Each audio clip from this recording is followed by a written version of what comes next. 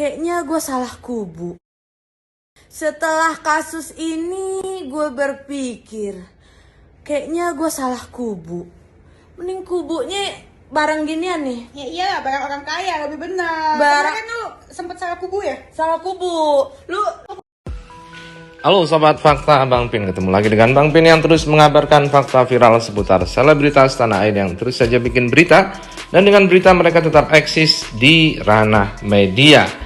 Kali ini Ayu Wisya ngonten bareng Dennis dan dia singgung soal kubu-kubuan. Nampaknya ini dampak dari perseteruannya dengan Kim Haut, sehingga dia seakan-akan mau berpindah kubu ke kubunya Dodi Sudrajat. Ada banyak alasan yang diungkap netizen sehingga netizen menganggap Ayu Wisya dengan menggandeng Dennis ini sudah berganti kubu atau pindah kubu ke kubu Dodi Sudrajat. Dampak perseteruan antara Dodi Sudrajat dengan Haji Faisal memang melahirkan dua kubu, sama-sama selebgram yang ada di dua kubu. Kubu Haji Faisal terdiri dari Kim Haut, Ayu Wisya, Emma Waroka, dan pengacara Mirwansa, Marisa Ica, dan lain-lain. Kubu Dodi Sudrajat, circle-nya antara lain Tiara Marlene, Dennis, Irma Rahim, Chandrika Cika, dan beberapa orang yang lain yang dianggap sebagai kubu dari Dodi Sudrajat. Nah, bagaimanakah kisahnya, bagaimana ceritanya? Yuk kita simak saja kupas tipis-tipis fakta Bang Pin kali ini.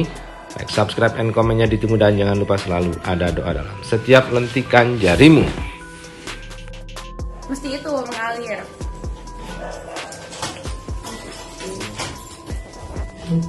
Jaga nih adekmu ini ya, katanya gini. Kalau besok ngeluarin berita-berita yang aneh-aneh, saya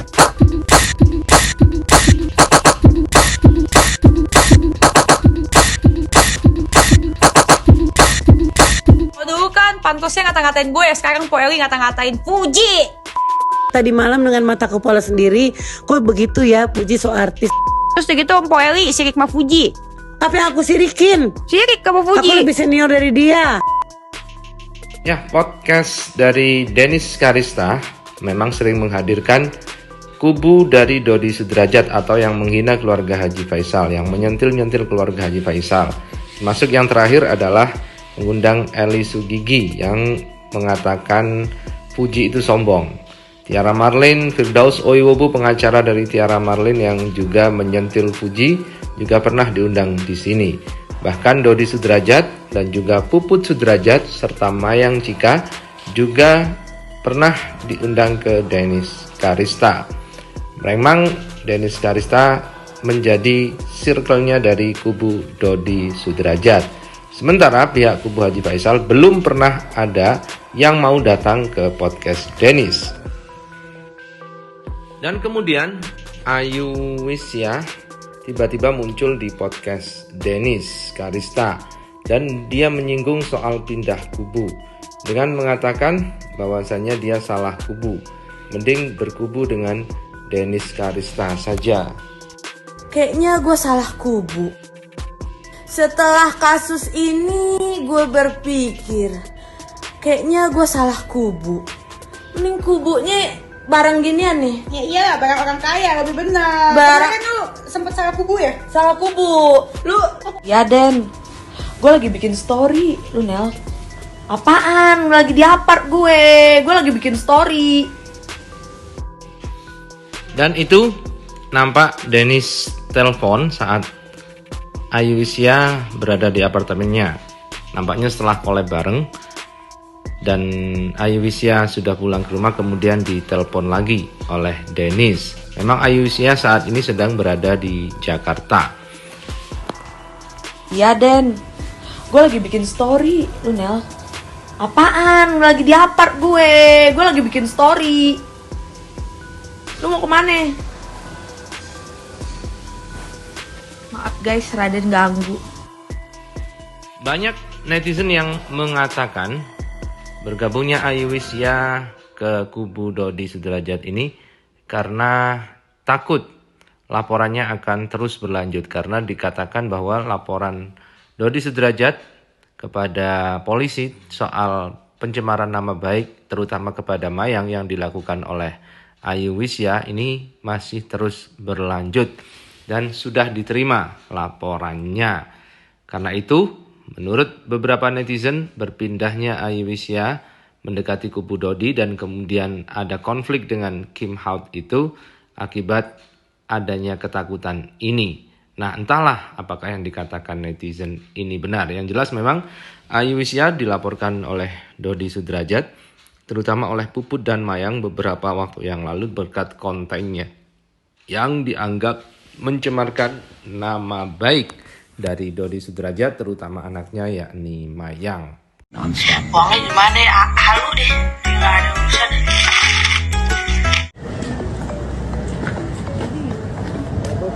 Mbak Puput, mana? Laporin siapa kak? Agendanya hari ini apa Mbak Puput?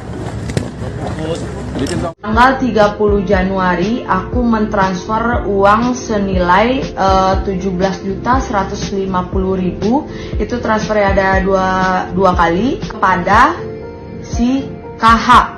Dia bilang dia punya teman yang punya unit apartemen di daerah Mampang. Karena aku tidak ada berpikiran buruk sedikit pun atau netting sedikit pun kepada KH, akhirnya aku pada detik itu juga dia suruh transfer aku, akhirnya aku langsung transfer. Kak, kalau udah selesai transaksinya, tolong berikan ke aku kwitansinya atau kontrak kerja samanya dan kasih tahu unitnya. Terus dia bilang, ya ntar ya dek, dia bilang gitu. Oke. Dari tanggal 30 Januari ke tanggal 11 Februari itu sama sekali tidak ada bukti kwitansi, tidak ada bukti kontrak, tidak ada pemberitahuan unit berapa atau tower berapanya. Aku pikir aku nyampe Jakarta, ini kunci kamu, ini kwitansi, ini kontraknya, silakan masuk gitu dong harusnya. Ketika aku menghubungi Cici Apart itu di tanggal 11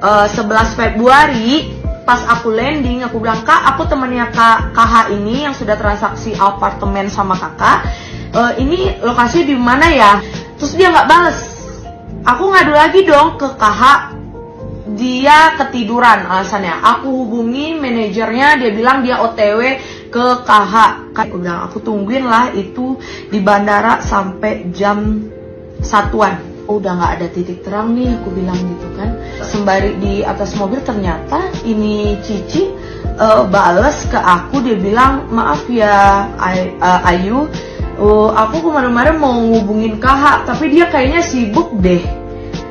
Aku lupa ngabarin kalau unit aku itu aku pakai buat isoman. Dia isoman dan dia pakai unit apart aku buat isoman. Terus tanggung jawabnya di mana? Tanggal 12-nya ya udahlah, gue sewa apart baru, bukan apart Cici itu, gue sewa apart baru lagi, gue ngalah.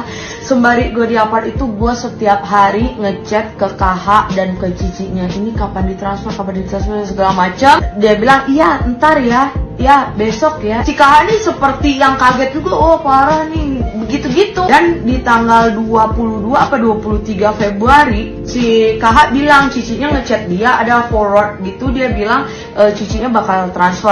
Tiba-tiba ini hari ada statement yang tiba-tiba nggak tahu dari mana ngomong Cicinya maunya aku yang nempatin, kata dia gitu. Nggak mau di refund lah, kemarin-kemarin janjiin gue mau transfer gimana dong? Lah, jadi gue nungguin apaan? Ini sebenarnya gue harus bagaimana? Anda lu berisik lu tetap musuh gue deh, kubu sono tetap musuh gue. Makanya guys, kalau ngelihat orang itu jangan dari apa yang dia munculkan di sosial media, ya. Ratu kekayaan, ratu halu lu, orang kaya 17 juta, pakai Hermes ratusan juta, uang 17 juta ditarsok-tarsokin.